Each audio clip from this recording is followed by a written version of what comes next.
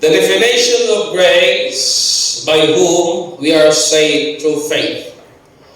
Ang definition ba, o may manggo tayo Bisaya sa definition, magod na kung atang Bisaya. So the definition of grace, o kung giunsa ba paghulagway o pagsaysay ang grasya, kansang ikaw ako igsoon na nakabaton o kaluwasan o naluwas, pinagigyod sa pagtuo. Kung naamoy Bible, abdi mo uban ako in the book of Ephesians chapter 2 verse 1, paingon nga ito sa city. O sunod lang mo sa hilo, ug ako diri ang magbasa. Ang pulong sa Ginoo nagkanayon.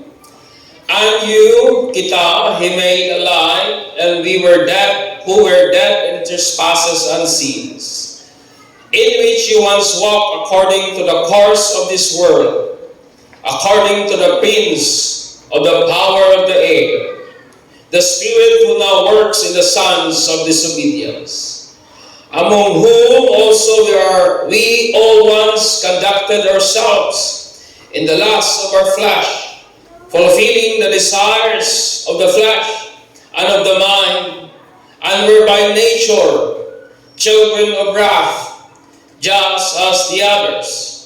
But God, who is rich in mercy, because of His great love which He loved us, even when we were dead in trespasses, made us alive together with Christ.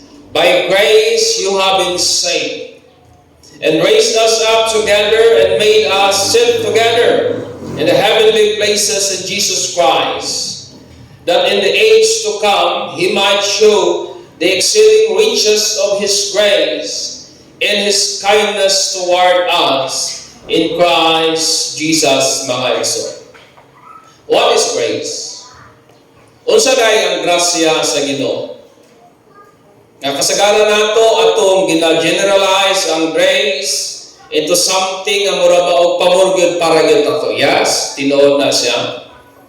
Nga usahay atong gina-consider ang grace as pagkaon, butang ba nga mura og muhaom sa ato ang panlasa o kagustuhan. Yes, also that is grace.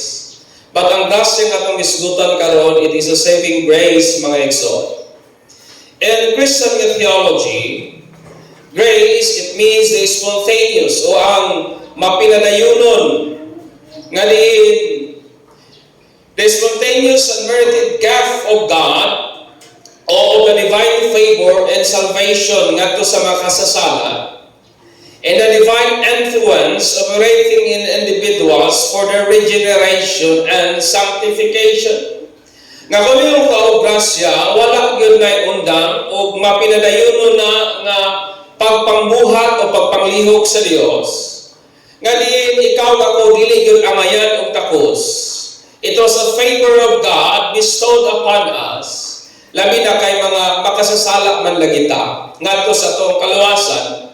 O pagpanglihok po na sa Ginoo nga naga-operate sa matag usa ngadto sa ato ang kausaban o ngadto sa ato ang pagkatao pag-usab, mga igsoon. Amen ba? It is because of the grace of God. Ang grasya sa is essential part na siya sa character sa Ginoo. Nga iyang gipadayag ngadto sa iyang anak nga mao si Jesus Christ. Manalingon si John that he is full of grace and truth. John 1:14.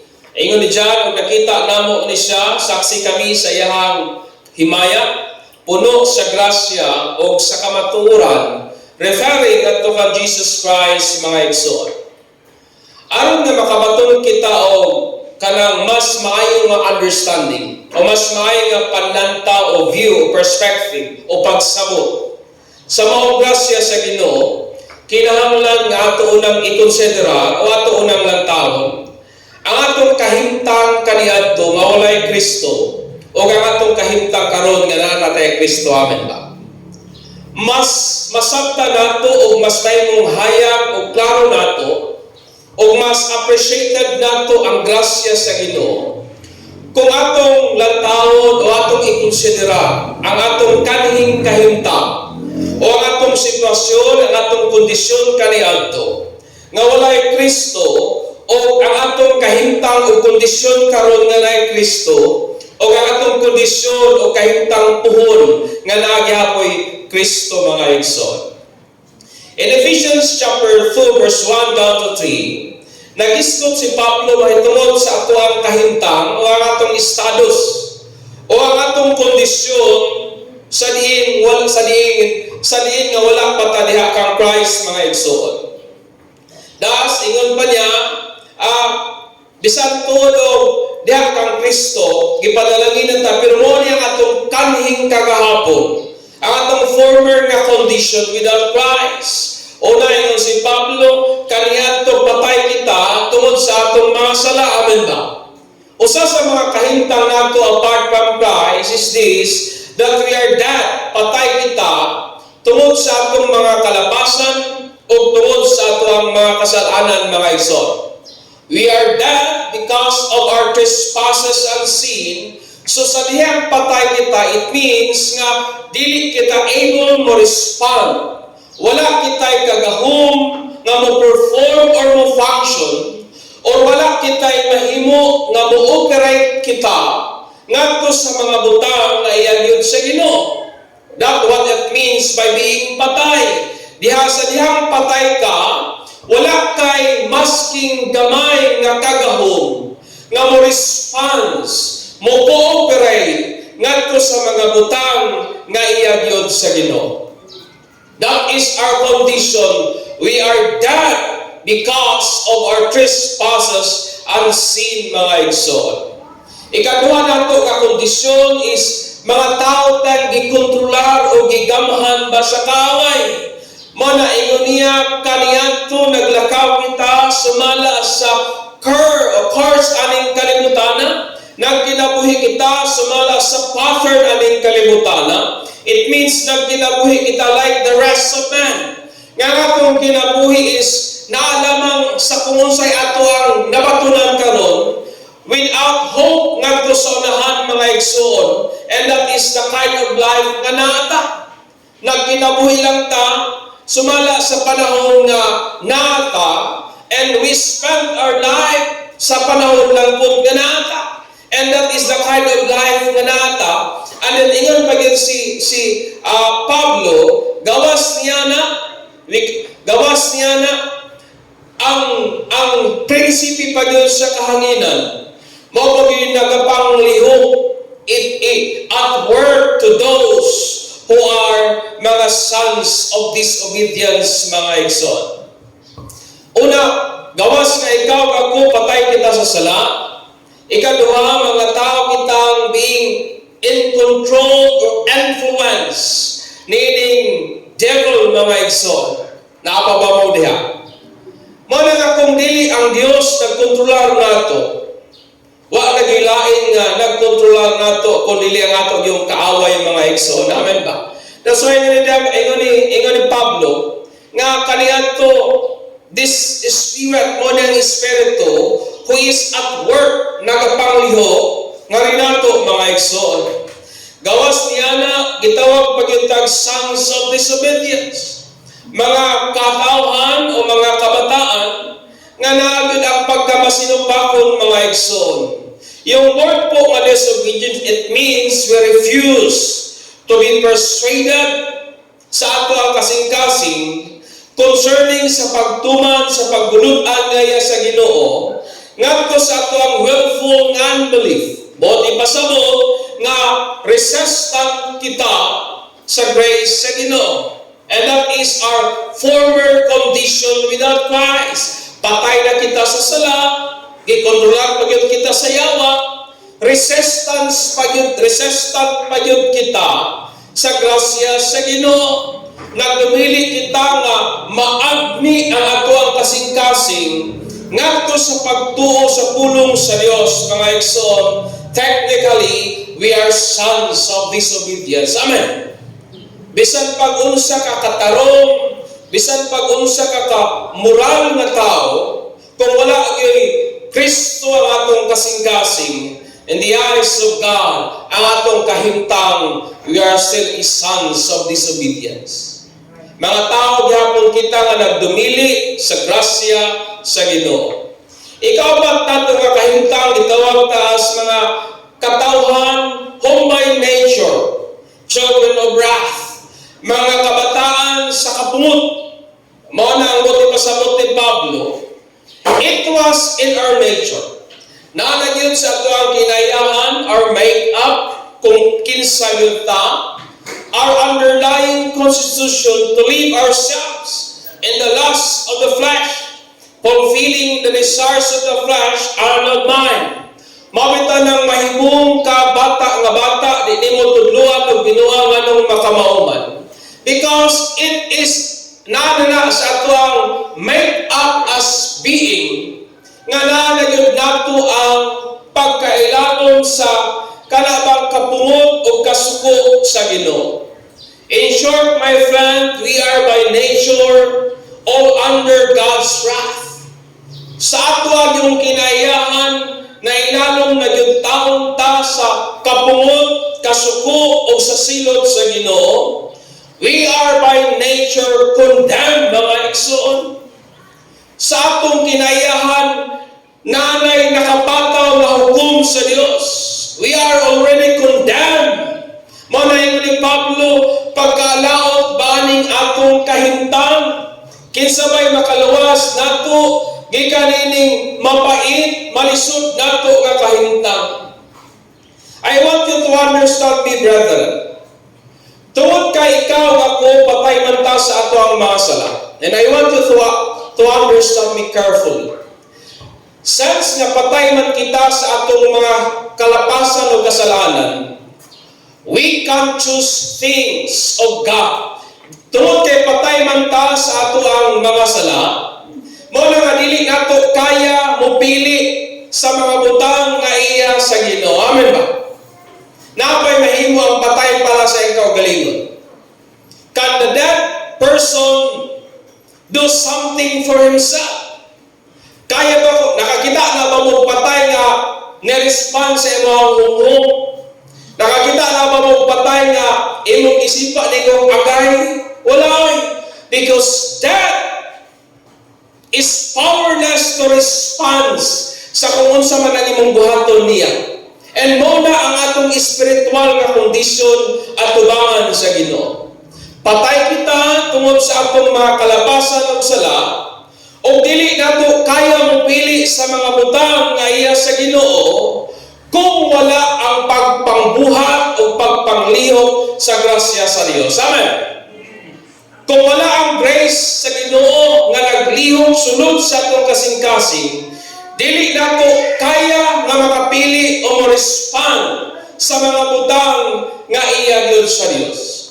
Una sa tanan, ang grasya sa Ginoo naglihok sa kinasunuran sa atong pagkatao o naghatag kanatong kapasidad sa pag-respond ngadto sa pagbulot-an sa Dios, mga igsoon. Amen ba? That's why lisod para nato ang pag-respond ngadto sa kaluwasan nga gihatag sa Ginoo. Lisod nato ang pagtuo ngadto sa katuyuan o kabubuton nga iya sa Dios. Kung una sa tanan, sa atong patay nga kahintang kung wala mamuhat ang grasya sa Dios.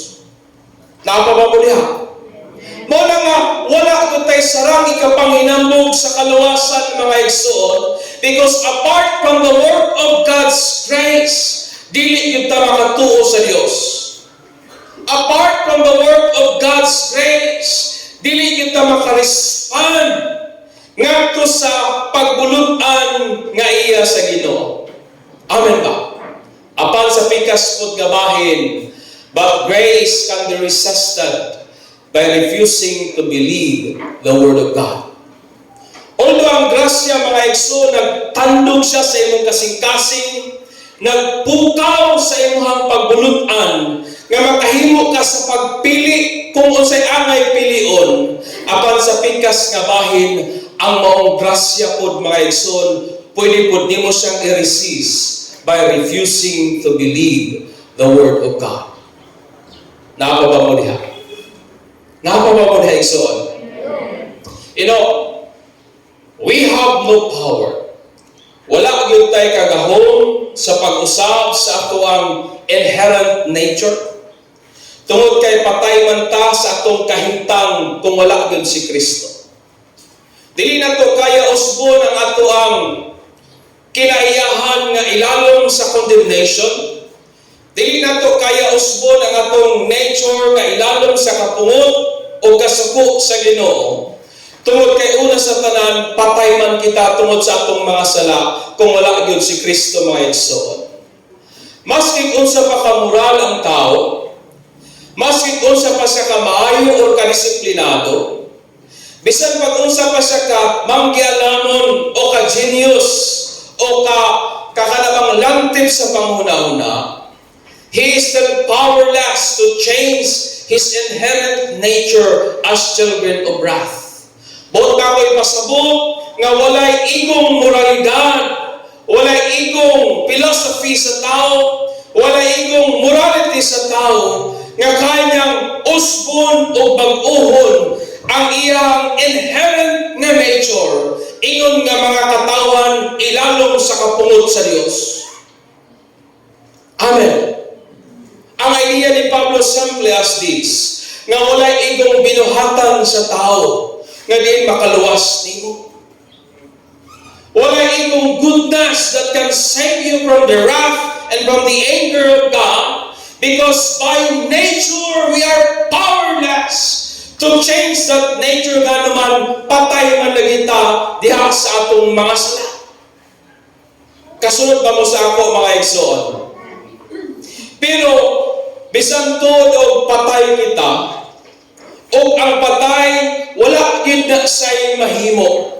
Gawas lang kung ang pulong sa Dios, gawas lang sa grasya sa Ginoo, pinaagi siyang buhi o gamhanan nga pulong, nga mo'y nag-quicken sa ato ang pagbati, nga nag-penetrate kadto sa kinayakang bahin sa ato ang pagkatao, nga sa tagwanan sa atong kalag o espiritu, mga igsoon. Mo na nga essential kayang word sa Ginoo, nga din mapukaw ang atong pagbati to decide to respond ngadto sa tingog pagbulutan o katuyuan nga iya sa Ginoo, mga igsoon. Amen. Wa mo mahibong anong nakahimo mo sa pagtuo. Patay ka sa imong spiritual nga kondisyon. Wala kay mahimo. Wal dili ka ka-respond sa iya nga tingog sa Dios. Gawas niya na gigamhan pagyud ta sa kayawa. Gawas niya na mga masinumpakon pagyud kay ta sa katanan. Gawas niya na nailalong pagyud ta sa kapungot nga iya sa Dios. Pero nakahimo ta sa pagtuo tungod kay ang grasya sa Ginoo naglihok sulod sa atong kasing-kasing, pinaagi sa iyang gamhanan nga pulong nga hain pa sa espada nga duhay suwag, nga nagpukaw sa atong mga pagbati, mo na nga nakahimo ta sa pag-respond o pagtuo ngadto sa katuyuan sa Dios nga mihatod nato ngadto sa kaluwasan, mga igsoon. Amen. Di ba mo kapagpag-ana sa Ginoo? It was because of the grace of God. Manang asa yung alauta sa atong kahimtang, sa atong kondisyon, igsoon, nga wala gyud si Kristo sa atong kasing-kasing.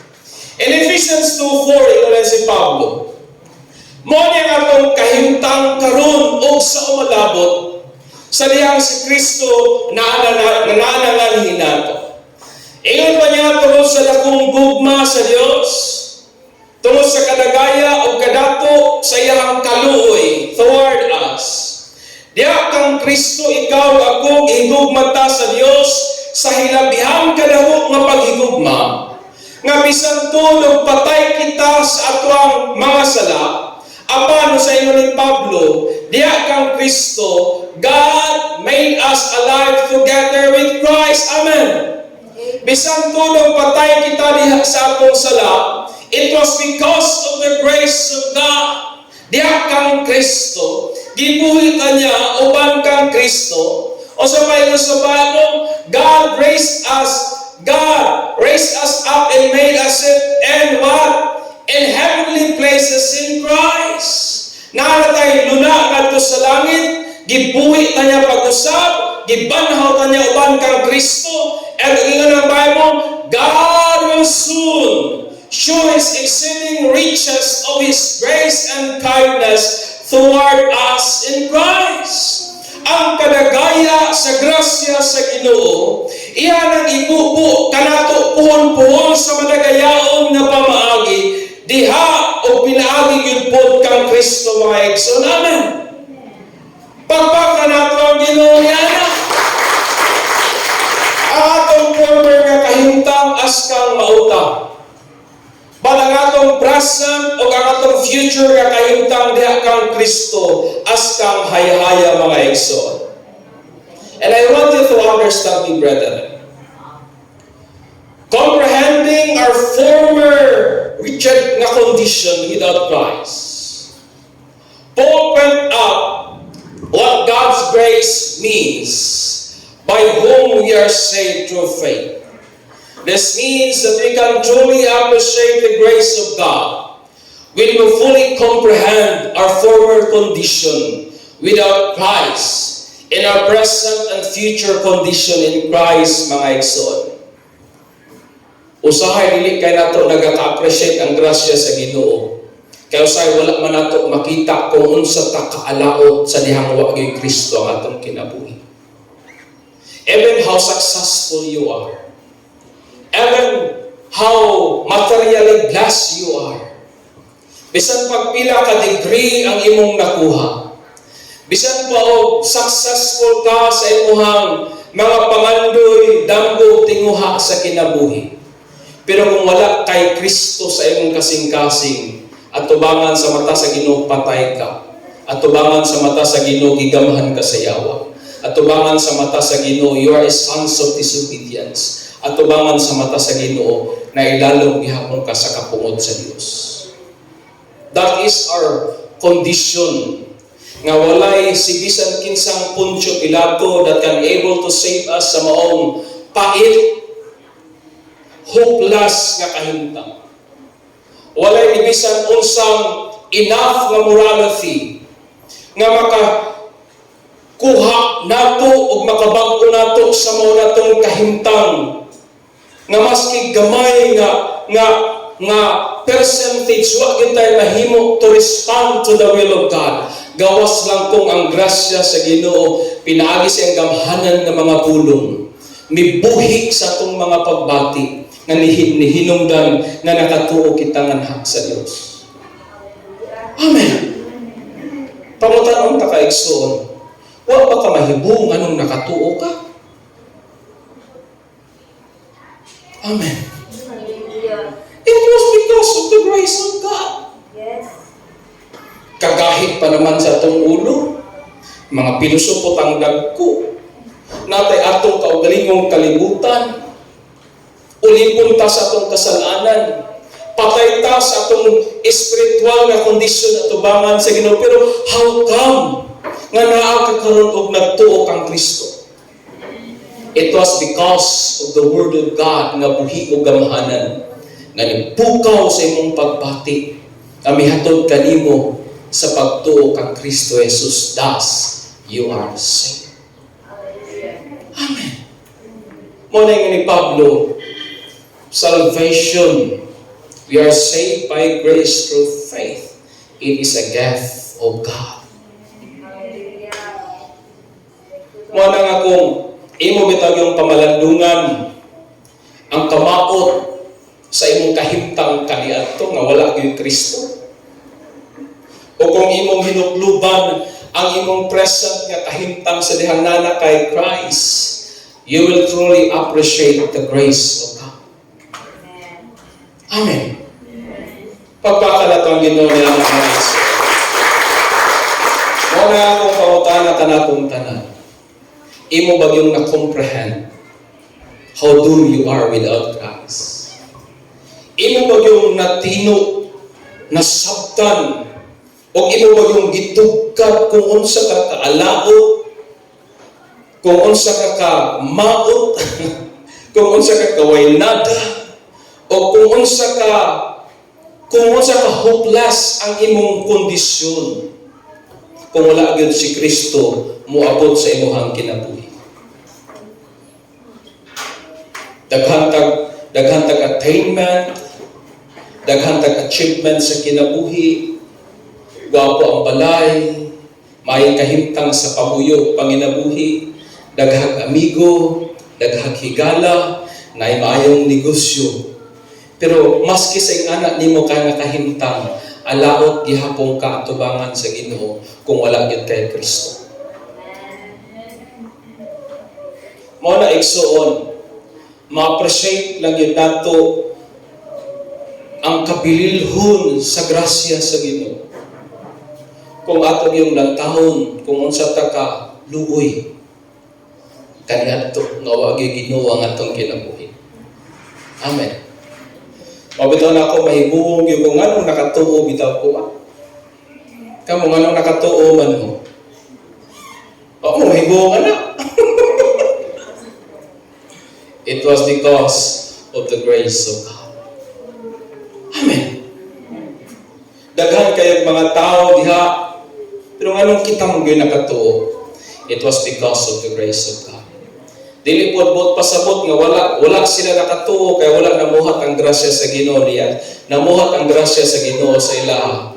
Pero grace can be resisted, mga igsoon, by our refusal to be convinced. Mo na nga ang taong dili gyud motuo kan Jesus Christ. Mo nang mga taong nagdumili o nag-resist sa grasya sa Ginoo. Inyo ba kung nasabtan? Nganong nituo man ta tungod kay ato bang gitugutan ang grasya sa Dios nga manglihok. The moment we receive the Word of God, na nagwali sa atua, radyo, TV, o nakabasa man ta sa Bible, and then nituo dayon ta. Dili ta resistant sa grace sa Ginoo. Mao nga very fair kayo ang Ginoo, mga igsoon. I want you to understand me. Gusto nga ko ni mahimong ka. Ang ginatudlo sa uban that the grace of God is coercive. Bot ibasabot nga dili gyud nimo kaya i-resist ang grace sa Ginoo. Nga kung dili ka tandugon sa Ginoo, dili gyud ka makahimo sa pagtuo niya. No. Tanang tao gitandog sa Ginoo. Tungod kay daghang mga pamaagi ang Dios pagtandog sa tao. Pero ang tao may kagawasan sa pag-resist sa tandog sa Ginoo para sa nga motuo. Kay kung ang tao igsoon, kay kung ang tao dili makatuo sa Ginoo, tungod kay ang Ginoo wala magtandog sa iyang pagbati, mawala siya nakatuo.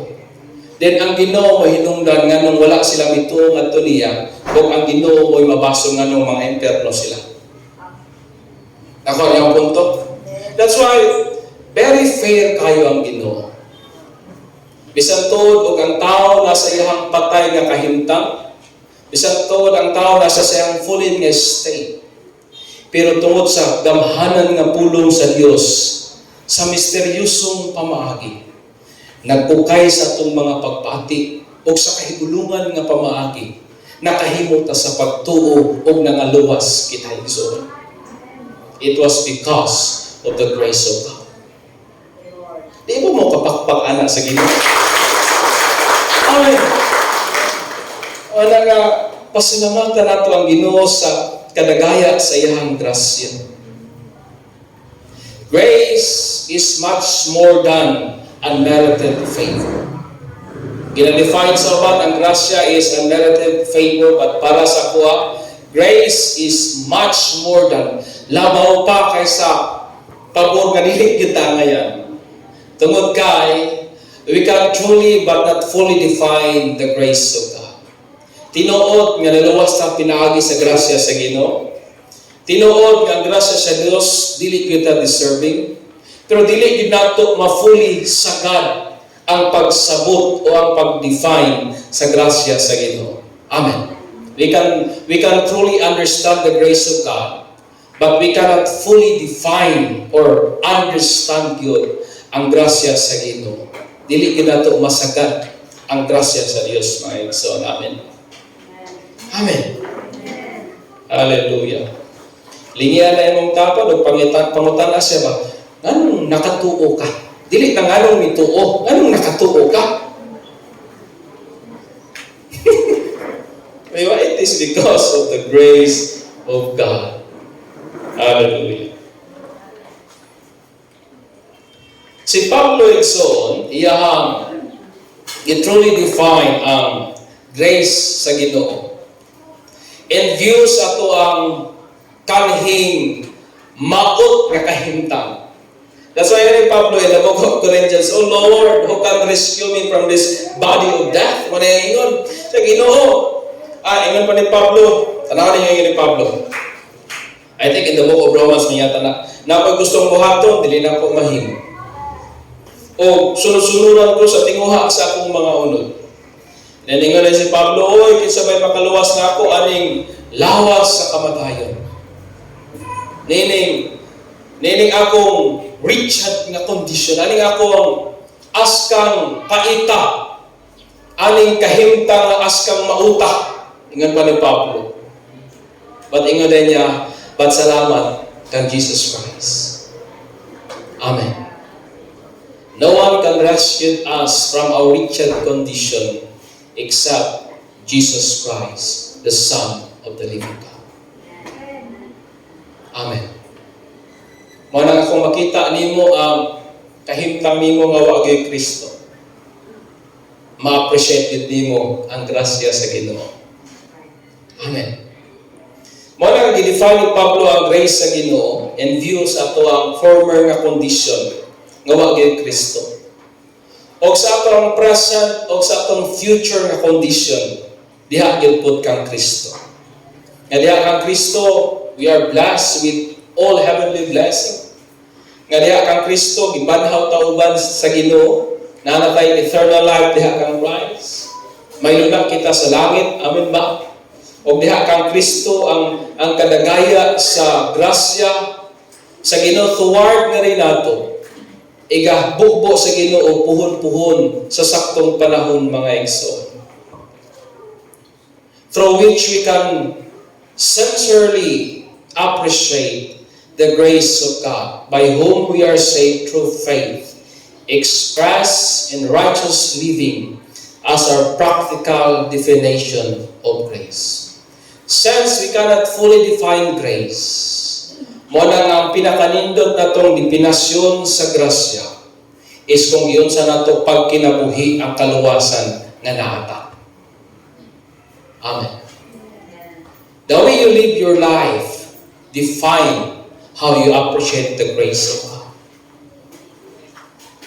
Despite sa mga trials sa kinabuhi, ako nagtuko nga daghan ng tag-struggle.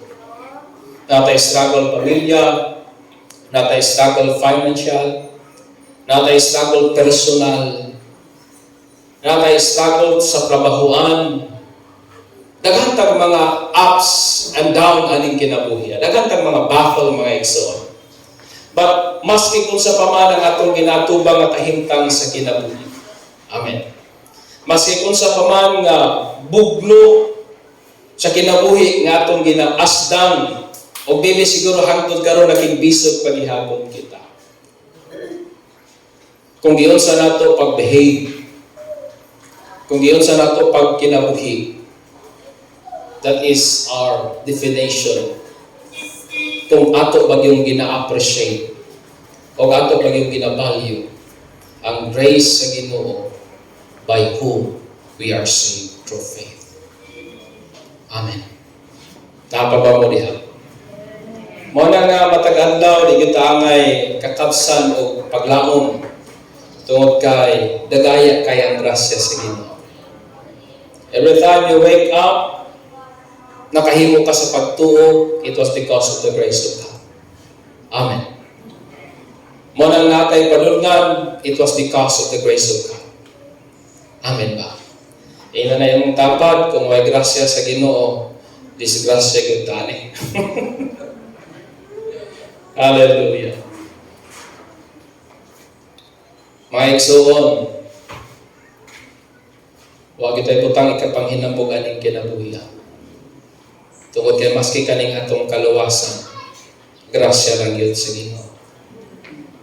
O butang, nganong grasya man lang, kay dili yun nato kaya tubuson ang atong kaugalingon sa mong mapait nga kahintang. gawas kong wala gyud manglihok ug mohimog tikang ang Dios sa pagluwas nato gikan sa mao kahimtang. Kung ang Dios wala mihimo og tikang hangtod karon, mga tao kitang wa gyud paglaom. Mga tao kitang nagpaabot lang gyud taon sa hukom ug silot sa Ginoo. Mga tao kitang mo na ni Pablo, we are hopeless. Why labot sa Commonwealth sa Israel?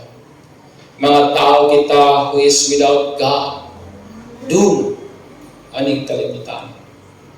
But ingon niya, but thanks be to Jesus Christ, nga nagluwas nato gikan ining mo kahimtangan. Amen. That's why ang grasya sa Ginoo dili siya barat. It was priceless, mga igsoon. By whom ikaw ako naluwas, pinaagi niya sa pagtuo ngadto kang Jesus Christ. Manindot kang tanan